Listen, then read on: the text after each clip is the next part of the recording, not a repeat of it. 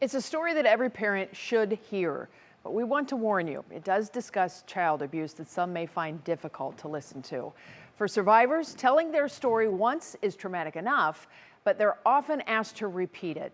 Coming up right now on Heartstrings, our Lindsay Buckingham shows us how Canopy Child Advocacy Center is trying to make a difference with their one place, one time approach.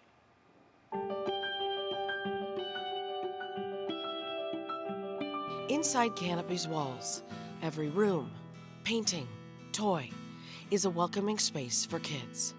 It's here where children find something they need the most: safety. We are a one-stop shop, one place for children that experience abuse and youth that experience abuse to come and talk about what's happened to them. No police stations, hospitals, or social services. What makes Canopy different is how it brings professionals together: doctors, law enforcement, victim advocates, prosecutors, and children's services, all in one location, one place, one time.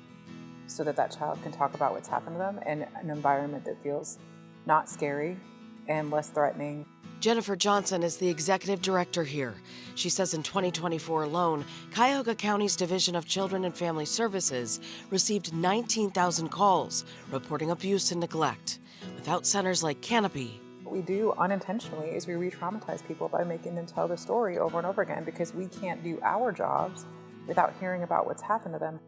at Canopy, children receive immediate support through interviews with a trauma-trained professional, medical exams, therapy referrals, and ongoing support. It causes them to feel like they have an opportunity to begin to feel like it's going to be okay and that this abuse may possibly stop happening.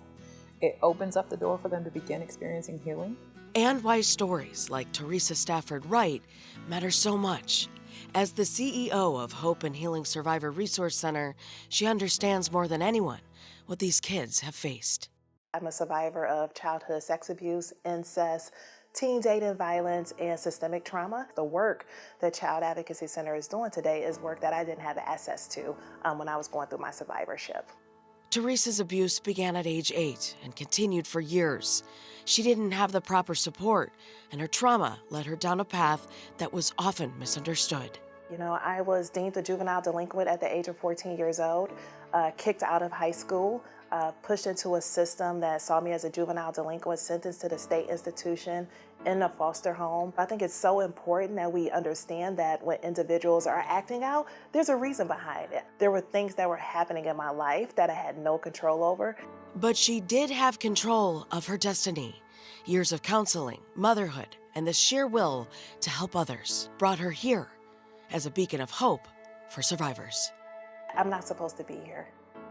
I have had many years of suicide ideation, suicide attempts. I have it tattooed on my arm, Beyond Surviving, and it's to let people know that there's more to life than surviving.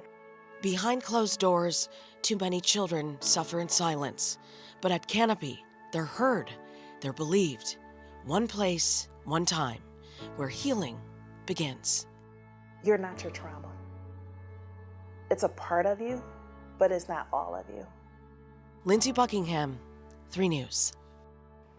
The third annual Canopy One Place, One Time Gala will be tonight, raising money for Canopy's critical services.